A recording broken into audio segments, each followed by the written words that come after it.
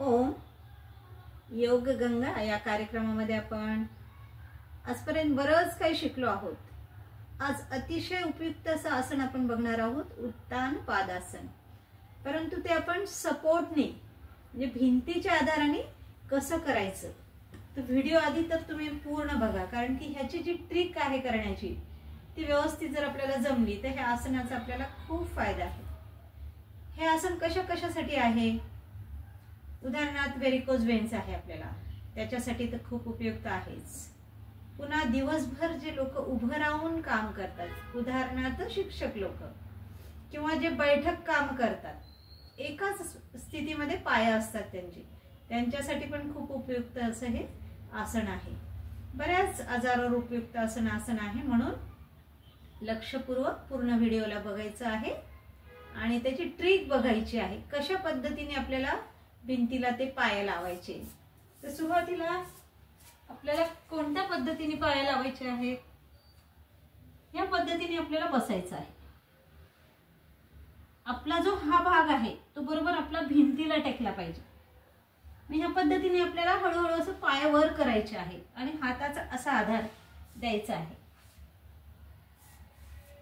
कारण की जर आपण लांब असं झोपलं आणि मग पाय टेकवण्याचा प्रयत्न करणार, तसं होणार नाही आणि त्रास होईल.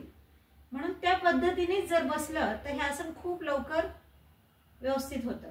ह्या आसनाचा फायदा म्हणजे काय? फायदा तर आपण बघितलेच, परंतु मुख्य म्हणजे आपल्याला आपला हा जो भाग आहे, कमरेचा भाग भिंतीला टेकला पाहिजे, तरच त्या आसनाचे आपल्याला फायदे होणार आहे. आता याच्यामध्ये थोडेसे अंगठे आपल्याकडे ओढून ठेवायचे. आता ते म्हणजे काय आहे, आपलं जे पाय आहेत हृदयापासून लांब आहे, त्याच्यामुळे जे पायातलं अशुद्ध रक्त आहे ते हृदयाकडे येण्यास खूप लवकर मदत होते. म्हणजे त्याला सपोर्ट मिळतो, ते खूप लवकर येते. म्हणजेच मग पायामध्ये व्हेरिकोज वेन्स वाल्यांच्या रक्तांच्या गाठी असतात, जिथे तिथे ते रक्त साचलेलं असतं.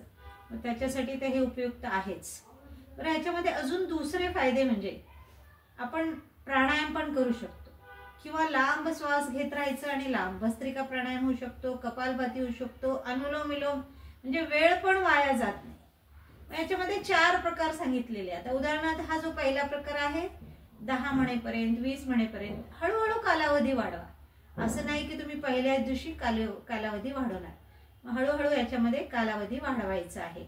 10 म्हणेपर्यंत थांबायचं आहे, किंवा 5 म्हणेपर्यंत, मग नंतर 15 म्हणेपर्यंत. मग एक आसन आपल्याला 5-5 वेळेस करायचं आहे. मग ह्याच्यामधला जो दुसरा प्रकार आहे, हा झाला पहिला प्रकार. 4ही प्रकाराचे खूप खूप छान फायदे आहेत. दुसरा कोणता आहे प्रकार? दोन्ही पायामध्ये असं अंतर घ्यायचं आहे, दोन्ही पायांना पसरायचं आहे. जेवढे तुमच्याच्याने सहज पसरायला जातील तेवढे पसरायचे आहे पाय.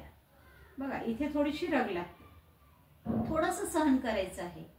बघा, आता स्थिती बदलली तर रक्ताचा प्रवाह पण बदलला. म्हणजे 4ही बाजूनी जे पायातलं अशुद्ध रक्त आहे ते हृदयाकडे येण्यास मदत होत आहे. मग ह्याच्यामध्ये आपण रिकामच हात आहेत, आपले रिकामं शरीर आहे, आपला अवयव रिकामे आहेत. मग आपण याच्यामध्ये कपालभाती करू शकतो, किंवा अनुलोम विलोम करू शकतो, किंवा भस्त्रिका म्हणजे प्राणायाम पण होतं, इंटिग्रेटेड योग ज्याला म्हणतात, आणि आसन पण होतं. बघा, खूप सुंदर रीतीने हे दोन्ही पायांची आपण स्थिती घेतलेली आहे. आणि ह्याच्यामध्ये पण 5 म्हणेपर्यंत थांबा, किंवा 10 म्हणेपर्यंत थांबा. तुमच्याने शक्य असेल तर 20 म्हणेपर्यंत थांबा. तुम्हाला सवय असेल, रोज तुम्ही योग करत असाल, त्यांना सवय असते, ते आरामाने थांबू शकतात. मग कालावधी वाढवल्या तर आवृत्त्या कमी केलं तरी चालतं. पुन्हा याच्यामध्ये जो तिसरा प्रकार आहे, एक पाय असा आडवा घेतलेला आहे आणि एक पाय असा एल आकार, जसं एल असतं इंग्रजीचं, त्या पद्धतीने एल आकारमध्ये. मग एका बाजूनी 10 म्हणेपर्यंत 20 म्हणेपर्यंत जसं आपल्याला शक्य होईल. बघा, योग पण आपल्याला कोणाची बराबरी करायची नाही. शेवटी प्रत्येकाची स्थिती वेगळी आहे, प्रत्येकाचा आहार वेगळा आहे, विचार वेगळा आहे, प्रत्येकाची स्थिती वेगवेगळी आहे, वय वेगवेगळं आहे. त्याच्यामुळे आपल्याला जसं झेपेल तसं आपण अभ्यास वाढवायचा आहे.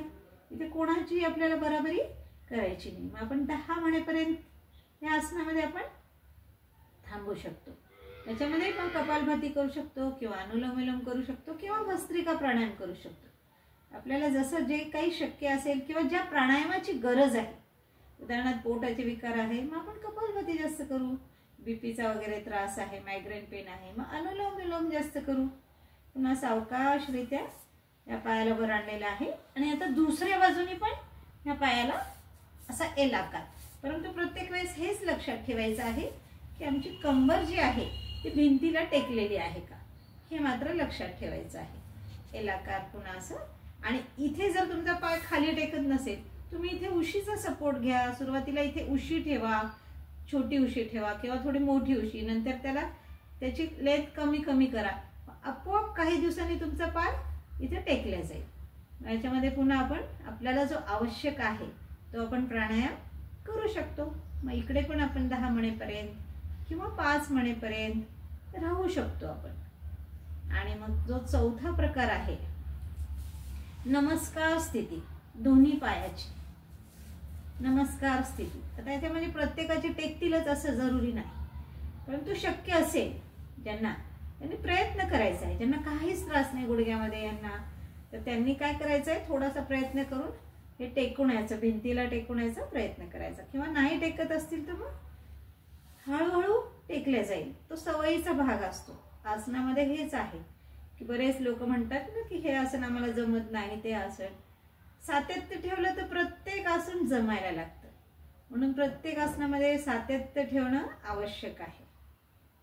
पुन्हा 5 मणेपर्यंत किंवा 10 मणेपर्यंत आपल्याला थांबायचं आहे किंवा हळूहळू याचा कालावधी वाढवायचा आहे. हे चारही जे प्रकार आहेत सावकाशरित्या, पुन्हा असं उठताना आपल्याला सावकाशरित्या उठायचं आहे. तर आपण हे जे 4 प्रकार बघितले, मग याचे आपण कारण बघणार आहोत की आपल्याला का होतात हे आजार. तर समतोल शरीराचं राखणं आवश्यक आहे. खूप जास्त उभं राहणे किंवा खूप जास्त बसणे, मग म्हणूनच सांगतात की वॉक करणं, रोज थोडंसं चालणं, तर समतोल राखणं आवश्यक आहे. तर ह्याच पद्धतीने आपण अजून खूप काही पुढे शिकणार आहोत. तर प्रत्येकाला आपल्याला स्वास्थ्य द्यायचं आहे. आपला उद्देशच हा आहे यूट्यूब चालू करण्याचा की आपल्याला प्रत्येकाला स्वास्थ्य द्यायचं आहे. फक्त स्वतःने स्वस्थ नाही राहायचे, इतरांना पण स्वास्थ्य द्यायचं. कारण की जे आपण देतो ते आपल्याला मिळतं. हे निसर्गाचाच नियम आहे. म्हणून स्वास्थ्य दिलं तर स्वास्थ्य मिळणार. तर व्हिडिओ जरूर बघा, प्रत्येकाला शेअर करा, सबस्क्राईब करा माझ्या चॅनलला आणि प्रत्येकाला स्वास्थ्य मिळो हीच ईश्वर चरणी प्रार्थना करते. धन्यवाद. ओम.